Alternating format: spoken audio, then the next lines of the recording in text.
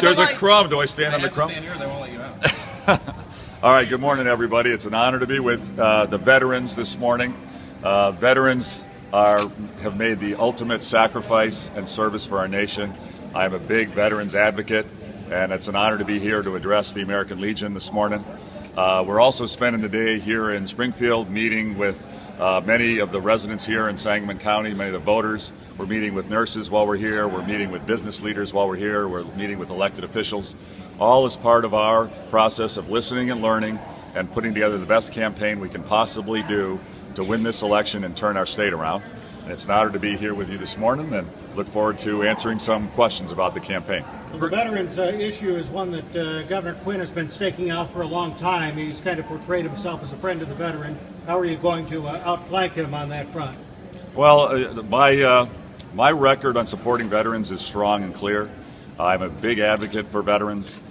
They have made the ultimate sacrifice, and I, both in my personal life and then when we become governor and lead our state, I want to make sure that we do everything we can to support veterans and their families. They deserve our ultimate support. Mr. Rauner, you have advocated to do away with the income tax increase, and on top of that now we have this decision regarding retiree health care, which many people say doesn't bode well for holding up the overall pension law, which would be huge for the state budget. What do you do if that is in fact the case? What does that mean for your budget plan, which so far doesn't seem to produce all that much savings as you've been promised?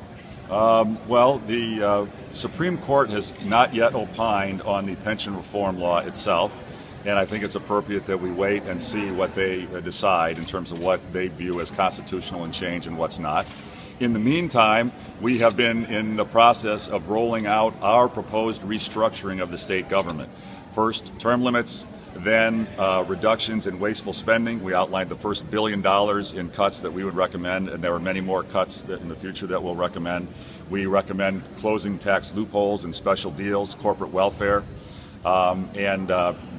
now we're going to be rolling forward our tax reform plans, our pro-business, pro-growth job creation plans, and our education reform plans. Over the coming weeks, we will be outlining very detailed plans on how we can restructure our state government and long-term reduce the tax burden, reduce the regulatory burden, and have the real ultimate answer, which is to grow our way out of our financial challenges. We cannot tax our way out of our problems. We need to grow our way out of our challenges. Doesn't the Supreme Court decision indicate that your plan to go to a 401k on the next day after people get the benefits they have accrued so far is going to be found unconstitutional as well? Well, we should see what the court decides ultimately when they do, and we can address things then. I believe that the right long-term answer is to protect the existing pensions and not change historical pensions. I've said that from day one. But for future work, to have a different pension structure that's more of a defined contribution plan. I personally believe, and the lawyers I've visited with believe, that is fair and would be constitutional, but we'll deal with that as we can at the appropriate time. But don't you see that as breaking a promise to current employees who have counted on their full career to pay the full pension that they think they're earning? Well, what we want to do is honor all historical agreements and all historical understandings. And my advocacy would be to keep and protect and grandfather in all the benefits that have been accrued through today. So there's no breaking of any promises. That's the critical But you would point. go to 401k as of tomorrow for all state employees if you had your way, correct? The future pension arrangements, not anything in the past. The future is very much can be a function of what we mutually negotiate and decide makes sense for both our good government workers who deserve good retirement benefits as well as for the taxpayers. Is a fallback position a possibility that you would just have 401ks for newcomers? Well, we'll be outlining our detailed plans in the future. We need to look at options. We need to protect existing pensions, existing benefits, not break any promises from the history, and we need to look at creative new options for the future. And we'll do that.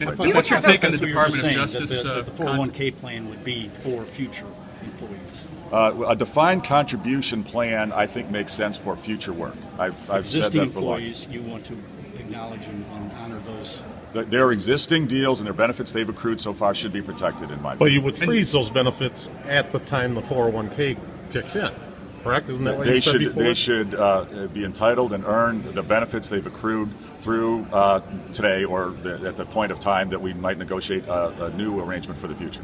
401 for everybody from here on out. Yeah, it's really a defined contribution plan of some type that's fair and affordable for the taxpayers, and it may well make sense to include a defined benefit piece inside that. It can be a blended plan. We should negotiate in good faith with our workers for a fair plan that's affordable for taxpayers and gives a good retirement to our government workers. And that's teachers too, right? Teachers too, right? I believe it should apply everywhere. So what's everywhere. on NRI? Tell us your thoughts about this Department of Justice request, and do you think that these witnesses should be, should testify anyway? Well, I believe that the Legislative Commission has been mandated to do an investigation to protect the taxpayers and look at the audit. I believe their investigation can be done in parallel with the federal investigation. They can respect each other and not interfere with each other. I believe that the Commission will make the right decision on how to handle that. Here's the critical issue. We have a governor who's come out recently and said everyone in the government should comply with requests for information. Everybody should answer all questions involved in this. And then he himself has refused to release key documents, key emails, and he's refused to come forward and answer questions. And the real answer to deal with this is for Governor Quinn to come forward, come clean, talk in detail about what happened, what he knows, when things occurred, and release all emails and documents. That's the real answer here. He is obfuscating and hiding, and he's trying to create diversions to get away from the real issue. He should come forward. Do you have any questions about the way this request was relayed to the state through the lobbying arm of the Department of Justice? I don't really know the mechanics and detail of that. The core issue is that Governor Quinn has been hiding and avoiding, and the best way to deal with this is for him to come forward, release all the emails, all the documents, and for him personally to address the questions. He's asked and he's made the statement that everybody in the government who receives a request should honor it, answer questions, be forthcoming, and cooperate with the investigation. But he is not doing that himself, and he should come forward. What if he gives an answer along the lines of, I don't know, it's a big state government, this is one program, I didn't know what was going on, similar maybe to answers that your campaign has given in relations to companies and contributions they've made. Is that fair when you're a big CEO not knowing everything that's going on? Well, he can come forward and explain that. What's clear in the emails that have come out so far, it looks like many of his closest advisors and people inside his office were emailing and they were part of the decision of which subcontractors want to get which money when, and even prior to the election when he was saying it had nothing to do with the election and all the payments were coming afterwards. So there's clearly some obfuscation and some hiding going on. The governor's made an issue of you not paying Medicare or Social Security taxes in 2011 and 2012 despite a pretty sizable income. Is that a fair criticism? Do you have concerns about a tax structure that has someone at your income level not paying those kinds of taxes? Well, here's the issue. We honor all the rules, all the regulations, all the tax laws. We follow the tax code. We pay all the taxes that are owed. And my tax rate is the same as Governor Quinn's. And we also have given tens of millions of dollars to philanthropy and charity and reforms. And we've paid full taxes as appropriate and as we should. No, the issue is should you? He asked you, should someone at yours? We can talk about how we should reform our tax code, and we'll be doing that in the future. Here's the issue. This is a political stunt by Governor Quinn to divert attention from the investigations going on in his administration and his failure to comply with the requests for information. That's what's going on. It was the Tribune. Thank you very much. Did you really for pay your time. $100,000 for a parking space? Did you really pay $100,000 for a parking space? And why can't you answer that?